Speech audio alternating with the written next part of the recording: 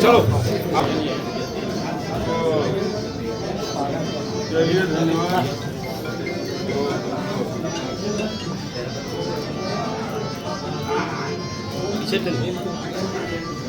ये मतलब नहीं कि 3 महीना गया रख दिया आप। अब हम लोग हो गए पूर्व में प्रखर।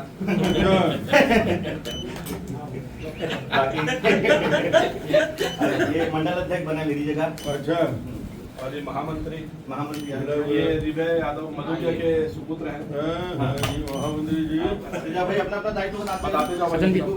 हाँ भाई हाँ।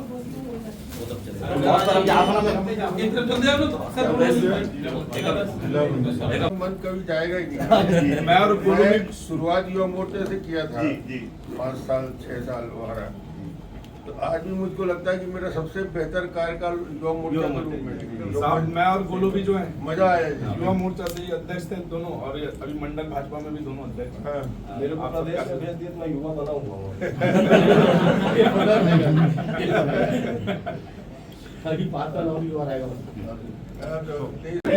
मैं हो गया रिटायर, मेरे को उसमें ले लिया मंडल में, भाजपा में आ गया। मंडल में आ गया तो आगे ये तो प्रमोशन तो होगा।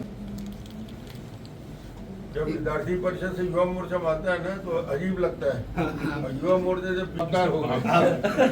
इन लोग एहसास दिला रहे हैं बच्चे लोग बोल रहे हैं ना। इसका मन अभी भी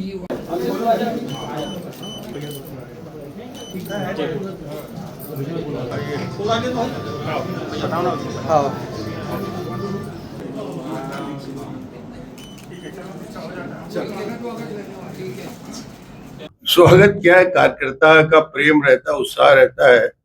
और इस बार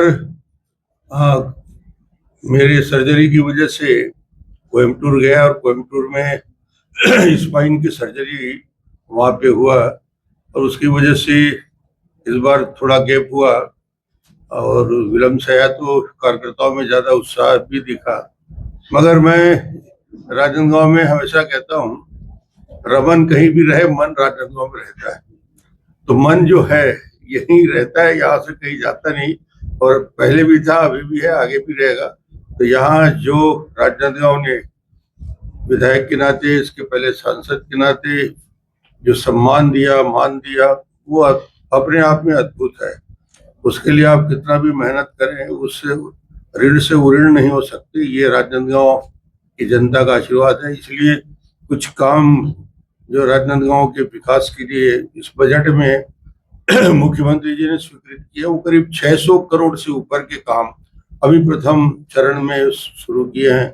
उसमें बहुत सारे महत्वपूर्ण सड़कें हैं, जिसकी कल जब कार्यक्रम यहाँ पे होगा, जो अभी मुख्यमंत्री जी का अभियान चल रहा है, उसमें मैं सम्मिलित होऊंगा। उसमें पूरी जानकारी भी मैं उपलब्ध कराऊंगा कि कौन कौन से काम है।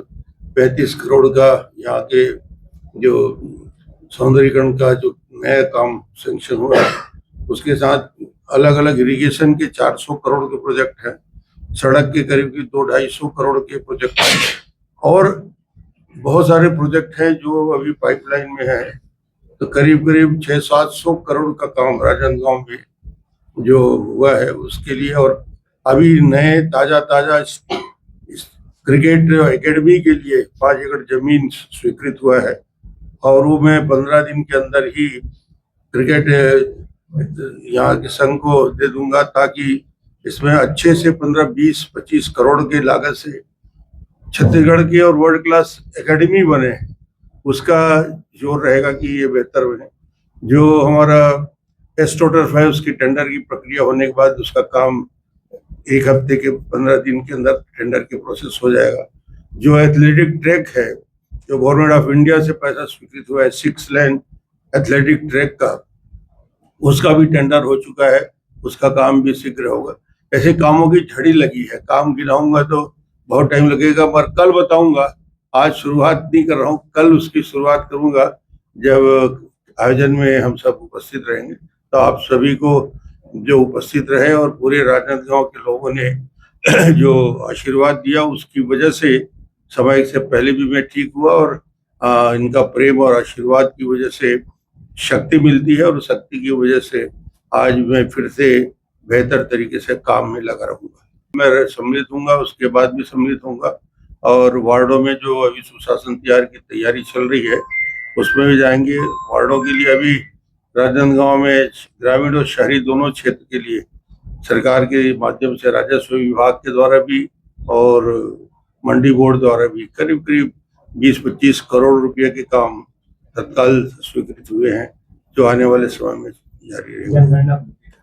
जनगणना की प्रक्रिया प्रारंभ हो गई है। पहले चरण में आप सबने देखा भी होगा और आप उसका प्रचार भी करते हैं, और मैं आपके माध्यम से पूरे राजनांदगांव और छत्तीसगढ़ की जनता को, जनगणना में हम सबको हिस्सा लेना है। बहुत सरल फॉर्म है। पहले आवास का रजिस्ट्रेशन हो रहा है। आवास के रजिस्ट्रेशन के बाद पूरे देश में एक बार पूरा रजिस्टर होने के बाद उस आवास में कौन कौन रहते हैं उनकी पूरी जानकारी, उनकी आर्थिक स्थिति की जानकारी, वो नौकरी में है, प्राइवेट सेक्टर में है, खाली है, बेरोजगार है, या क्या उनका व्यवसाय है, क्या काम कर रहे हैं, उसके साथ उनके पहली बार ऐसा होगा कि 15 साल बाद ये प्रक्रिया जारी हुई है सेंसस के। इसमें जातिगत भी कॉलम है जिसको फुलफिल करना है, ताकि एक स्पष्ट आंकड़ा मिल जाए। और मोदी जी की जो कल्पना है, सोच है, जो देश में लोकसभा में प्रस्ताव लाके महतारी वंदन महिलाओं के लिए 33% लोकसभा और विधानसभा में आरक्षण मिले, ये न केवल सोच है बल्कि उसका सोच का क्रियान्वयन करने के लिए लोकसभा में बिल आया और उस बिल को मंजूर किया गया। मुझे लगता है कि महिलाओं को अधिकार मिले। कांग्रेस ने उसका बहिष्कार किया, कांग्रेस ने विरोध किया।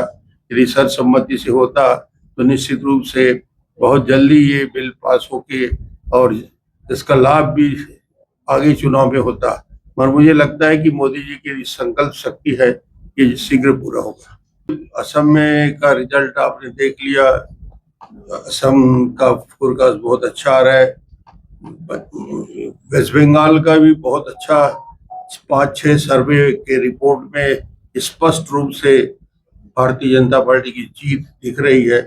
तो ये एक नया इतिहास रचा जाएगा, और पांडिचेरी में तो काफी अच्छा रिजल्ट आ रहा है।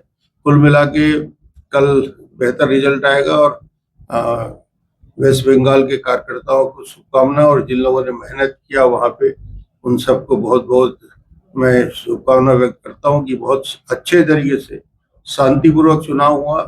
92% पोलिंग अपने आप में कीर्तिमान स्थापित हुआ। सबको बधाई।